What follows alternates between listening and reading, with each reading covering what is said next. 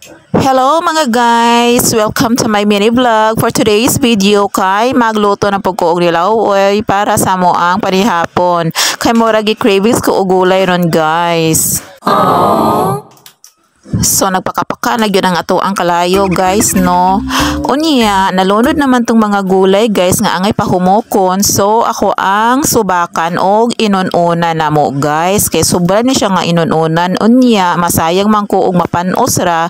Mientras wala pa mapanos guys. So ako asyang gisubak sa mo ang nilaw. Oy, o diba? Perfect! So dili gyud ta magsayang-sayang og sudan og mga pagkaon guys ba kay mahal biya kaayo ng mga pamalitunon ron guys no. Unya sa sunod adlaw wala na sad tay isudan.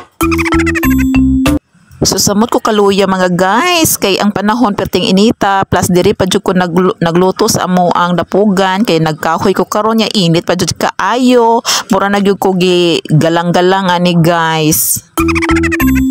So lastly, kinaluto naman ang mga gulay, kinalasan akong gilunod ang alogbati guys, kay para dili maglaway-laway ang alogbati ba. So naluto na gyud ako ang nilaoy guys, so naghukad na ko sa lamisa, kay gigutom na ko pag-ayo. Gikan man ko sa syudad ani nga time guys, unya dihay bingka, ning palit kog bingka kay lambi jud kaayo sa bingka pagkatan-aw nako sa bingka murag ganahan jud ko sa bingka guys, man ning palit ko og tulo ka buok kay aron magtagsara pod bing tulo.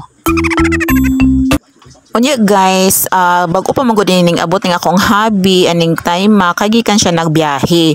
Unya nagpahulay pa man pod siya, unya nang love po siya siyahang mga manokern. So ning kauna jud kog una guys kay murag gutom na jud ko pag-ayo ani ay.